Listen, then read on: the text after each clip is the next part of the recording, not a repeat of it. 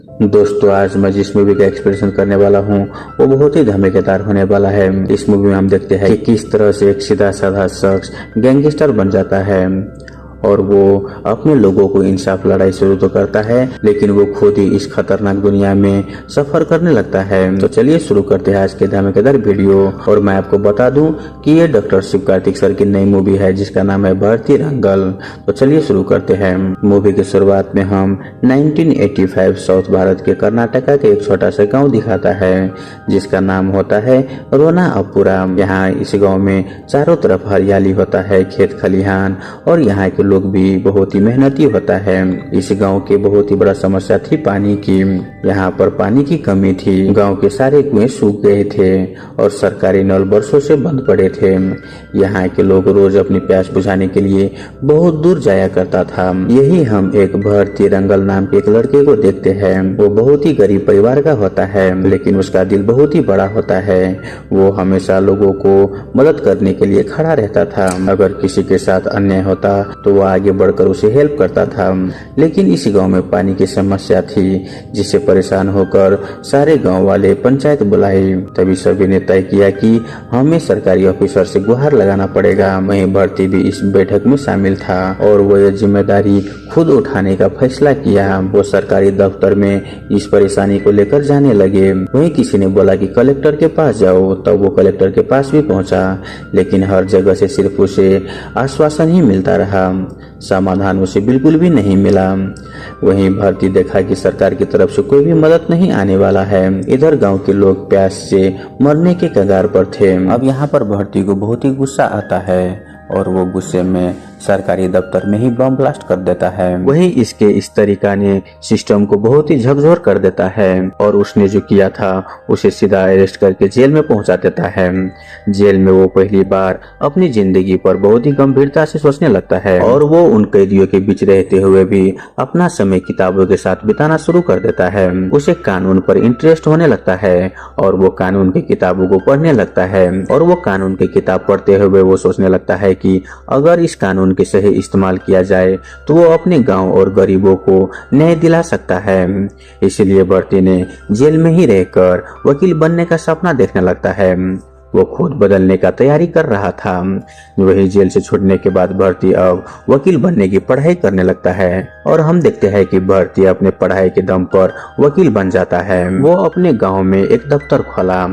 पहले तो उसके पास कोई नहीं जाता, लेकिन धीरे धीरे उसके पास बहुत सारे गरीब और असहाय आदमी आने लगता है। वहीं भर्ती ने अपनी वकालत के दम पर उन सबको न्याय दिलाने लगता है और देखते ही देखते भर्ती वहाँ की बहुत बड़ा मशहूर वकील बन जाता है और उसके नाम से बड़े बड़े गुंडे डरने लगता है और देखते ही देखते वो गरीबों का मसीहा बन जाता है। वहीं उसके नाम से करप्ट इंसान और बेईमान आदमी डरने लगता है क्योंकि उन्होंने बहुत सारे इलीगल कामों को बंद करवा दिया था। अब इसी तरह से सब कुछ ठीक ठाक चल रहा था। तभी गांव में बहुत बड़ा उद्योगपति आया जिसका नाम पराडे होता है। दरअसल पराडे ने इस इलाके में अपनी एक फैक्ट्री बनवाने की सोची थी। शुरुआत में ये खबर बहुत ही खुशी रहा क्योंकि इस फैक्ट्री से बहुत सारे लोगों को रोजगार मिलने वाला था और कुछ दिन के बाद पराडे वहां पर फैक्ट्री खोल लेता है और बहुत सारे मजदूरों को काम भी देने लगता है। लेकिन कुछ महीनों के बाद पराडे मजदूरों का शोषण करना शुरू कर दिया। वह उन्हें बहुत ही कम पैसे देते थे और वो उन लोगों से खतरनाक काम करवाता था। जो कोई भी उसका विरोध करता वो उसे नौकरी से निकाल देता था। अब उससे तंग आकर मजदूरों ने भर्ती के पास आकर मदद की गुहार लगाई। भर्ती ने पराडे के खिलाफ कानूनी लड़ाई छेड़ दी। वो उसके खिलाफ कोर्ट में एफआईआर दर्ज करवा दिया। कोर्ट में उसने पराडे के खिलाफ जमकर चुनौती दी। अब क्योंकि पराडे के पास बहुत सारे पैसे थे, इसीलिए उन्होंने अपने पैसे और ताकत से कानून को भी अपने पक्ष में कर लिया। यहाँ पर भर्ती जान जाता है कि कानून गरीब के लिए नहीं है, बल्कि कानून पैसे वाले लोग के लिए खिलौना है। यहाँ पर भर्ती की जिंदगी का सबसे बड़ा मोड़ आया। उसने कानून के रास्ता छोड़कर अपराध की दुनिया में कदम रख दिया।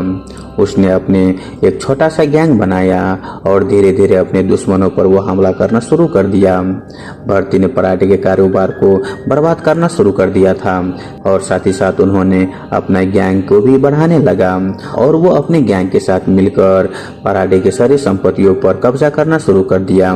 वो उसके आदमियों को मार दिया और वो उसके सारे व्यापार को सर्वनाश कर दिया पराडे और भर्ती के बीच की दुश्मनी अब बढ़ने लगी। इन दोनों के बीच अब हर दिन खून खराबे होने लगे। वहीं भर्ती के नाम पूरे इलाके में पॉपुलर हो गया था, लोग उसे बहुत ही डरने लगे थे। वहीं दूसरी तरफ उसके गांव वाले उसे हीरो मानते थे, क्योंकि भर्ती अपने गांव के लिए वो सब कुछ किया जिसका उस गांव की जरूरत था। वो अपने गैंग के जरिए पास की नदी से पानी का इंतजाम भी करवा दिया। वो अपने गांव के लिए पानी का समस्या दूर कर दिया। वही गांव के लोग भी उसे बहुत ही इज्जत देते थे। लेकिन भर्ती जानता था कि वो जो कर रहा है उसका अंजाम बहुत ही बुरा होने वाला है। इसी बीच पराडे ने उसके गांव पर हमला कर दिया, जिसे देख भर्ती को बहुत ही ज्यादा गुस्सा आया और वो अपने गैंग के साथ पराडे पर बहुत ही जोरदार से हमला कर दिया। अब यहाँ पर इन दोनों के बीच काफी धमाकेदार फाइट होता है और हम देखते हैं कि आखिर में भर्ती ने पराडे को मार गिराया। साथ ही साथ वो बहुत ही इंजर्ड हो चुके थे और उसके कई साथी भी मारा गया था, लेकिन भर्ती ने पराडे को मार दिया था। वहीं यहाँ पर पुलिस आता है और वो भर्ती को गिरफ्तार कर लेता है, क्योंकि भर्ती कहीं न कहीं गलत को मिटाने के लिए गलत बन गया था। अब यहाँ पर उसे अरेस्ट करके जेल में डाल देता है। अब जेल के अंदर भर्ती अपनी लाइफ के बारे में सोचने लगता है कि आखिर वो तो न्याय के लिए लड़ाई शुरू की थी, लेकिन वो न्याय दिलाते दिलाते खुद ही गलत आदमी बन गया था। लेकिन वो कहीं न कहीं सही था, क्योंकि गलत आदमी को गलत बनकर ही सफाया करा जाता है। तो इसी तरह से वो नायक से खलनायक बन गया। तो दोस्तों ये मूवी यहीं पर खत्म हो जाता है और ये मूवी हमें यही सिखाती है कि न्याय के लिए लड़ना भी सही है, लेकिन रास्ता सही चुनना होगा। साथ ही साथ आपको ये वीडियो कैसा लगा आप हमें कमेंट करके जरूर बताएं। तो दोस्तों आज के लिए इतना ही, मिलते हैं अगले वीडियो में, तब तक के लिए बाय बाय।